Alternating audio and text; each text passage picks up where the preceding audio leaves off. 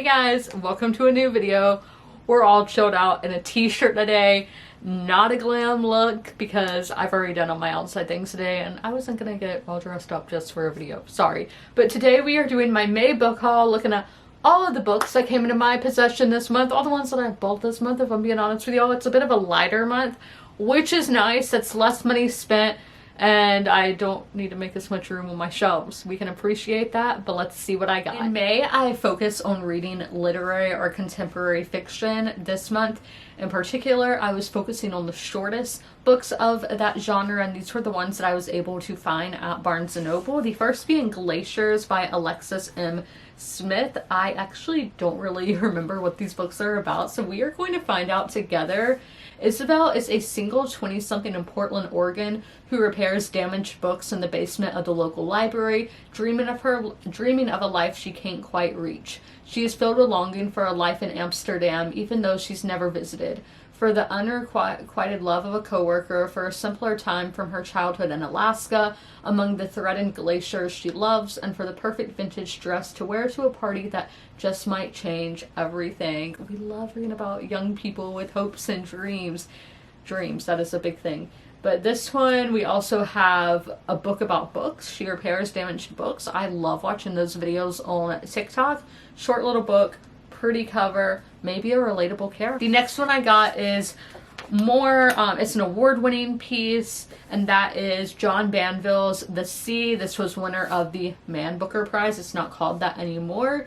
This is a luminous new novel about love and loss and the unpredictable power of memory. And that is definitely something that in recent years I've come to terms realizing more about memory and how memory can change, it can disappear. There's a lot of power in memory. So I'm excited to see what John Banville thinks of that and how he goes about that kind of story. Now this is definitely the more popular one in this video, probably the most popular book in this video, and that is The Last White Man by Mohsen Hamid. Sorry, I have trouble reading that font. But one morning, Anders wakes up to find himself transformed. Overnight, his skin has turned dark and the reflection in the mirror seems a stranger to him. At first, he shares his secret only with Una, an old friend, newly a lover. Soon reports of similar events begin to surface. Across the land, people are awakening in new incarnations, uncertain how their neighbors, friends, and family will greet them. Some see the transformations as the long-dreaded overturning of the established order to be resisted to a bitter end, and many, like Anders' father and Una's mother, a sense of profound loss and unease wars with profound love. As the bond between Anders and Una deepens, change takes on a different shading, a change at a kind of rebirth, an opportunity to see ourselves face to face and new.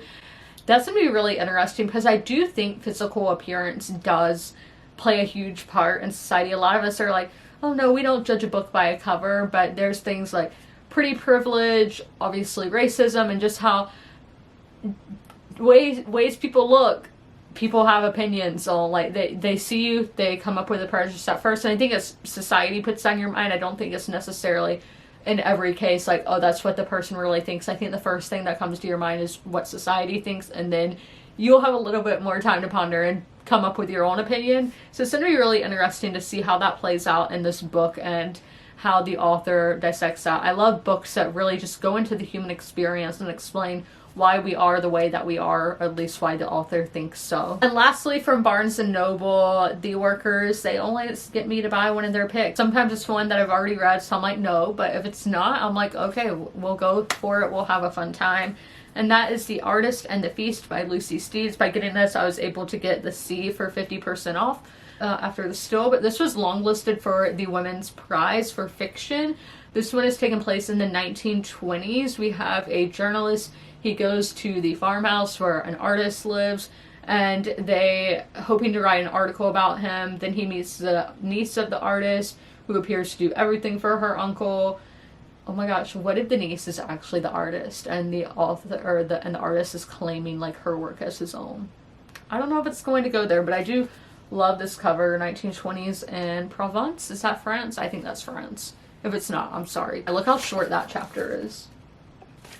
So this is just a new one for me to unwrap. I then placed an order at Book of the Month, and I will admit I did have a harder time choosing this month of which books I wanted. I did go with an author that I know, and in August I do plan to reread her main series Divergent. This is Seek the Traitor's Son by Veronica Roth. Sprayed edges. And this is a romantasy, which is kind of different for her. It's still said dystopian, but I'm not really getting that vibe. But the daughter of a bounty hunter, the knight sworn to protect her, and the prophecy that destroys lives.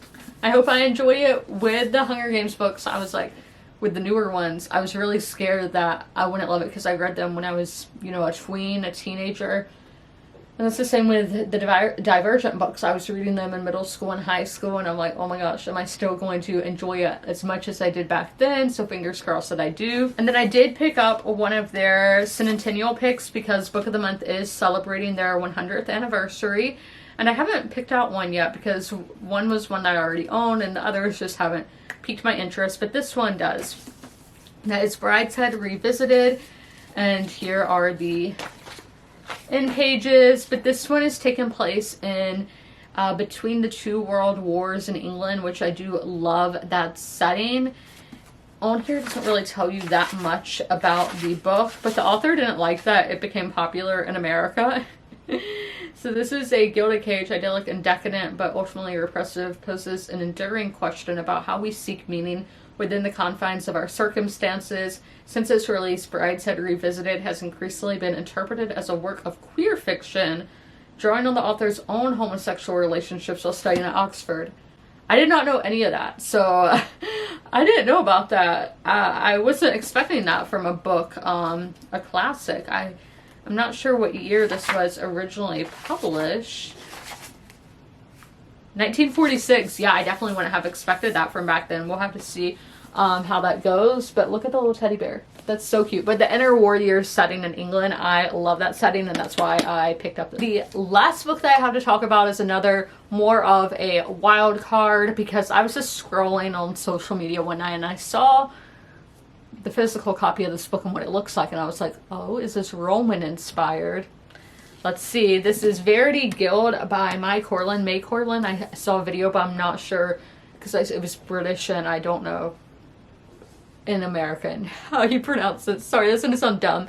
It's just some things are pronounced differently in an English accent versus an American accent. But we had these sprayed edges, and that's what I saw, and I was like, is this Roman? Is this Roman? And here's what the physical book looks like. And then we do have the in pages as well, but this has been described as Knives Out meets the Roman Empire. I don't think I've read a romantasy book yet, but again, we like to try new things around here. High Priestess Keresi Vestal, we love the Vestal Virgins, has spent her life hiding the truth that she's the last surviving heir of the magical bloodline the Republic slaughtered. One wrong step could be fatal, but when a senator is brutally killed and a temple blade is found at the scene, all eyes turn to her. With traitors closing in and a nation on the verge of shattering, Keresi and Torin must risk everything to uncover the real killer, even if it means trusting their sworn enemy.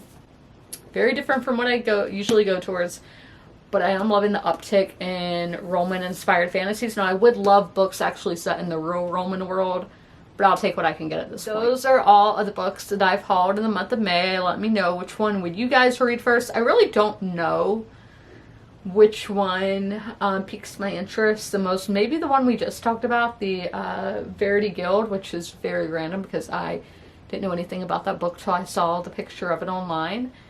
But let me know, which one should I read first? If you made it through this whole video, leave a flower emoji in the comments below. And as always, comment, rate, and subscribe. And don't forget to ring that notification bell to be notified when all my videos go live. I'll see you in my next one. Bye! If you are familiar with my videos, you're used to seeing Sherman at the end of them. Sadly, Sherman has since passed away, but I would still like to encourage you guys to help your local shelters. Sherman was at the Darlington County Humane Society in rural South Carolina. I always have their link down below in the description if you guys would like to help them, but also help your local shelters as well. You can do that by donating, sharing posts like this one, volunteering, fostering, and adopting, which it's great to do all of those things. Great to help your community, great to help the animals in your community, and I cannot recommend it enough. All of my pets were rescues, they were strays or from animal shelters, and I love them so much, and I know how much love they can give, so knowing these pets at the shelter can equally give that much love, it's amazing. And y'all should totally take part and help out those local animal shelter pets, and please help them.